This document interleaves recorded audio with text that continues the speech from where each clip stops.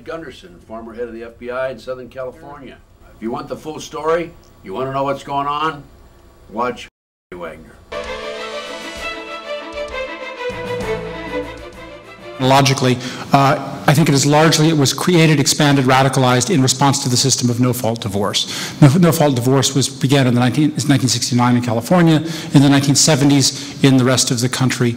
It was then in the 1980s that the child support machinery was vastly expanded to include not low-income families, but primarily middle-class families, to the point where today 83% of the cases, of child support cases are non-welfare cases, for whom the system was never intended. 17% are the welfare cases for whom the system was primarily extended. So you look at the chronology, it's very clear. The 1970s, we had no-fault divorce. The 1980s, we had the vast radicalization of the child support machinery and other machinery, the domestic violence, I might add, as well. The 1990s, you get the hysteria over deadbeat dads. And all through this, an increasing crisis of fatherless children spreading, as the judge said, from the low-income inner-city families to the middle-class families in the suburbs, the older parents as well.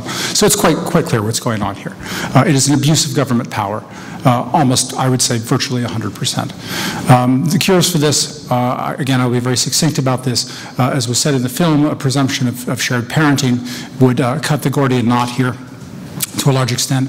I also would mention the Family Preservation and Reconciliation Act, did I get the title of that clear, which is essentially an act that will preserve, that will codify the ancient, very ancient system in the recognition in the common law in this country and in the English common law that parents have a right to the care, custody, and companionship of their children and to supervise their upbringing.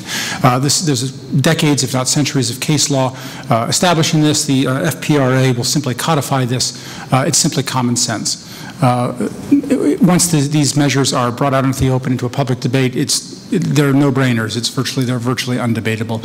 So what we need more than anything in this country is a public dialogue on these issues, on this problem, and on these solutions. Thank you very much.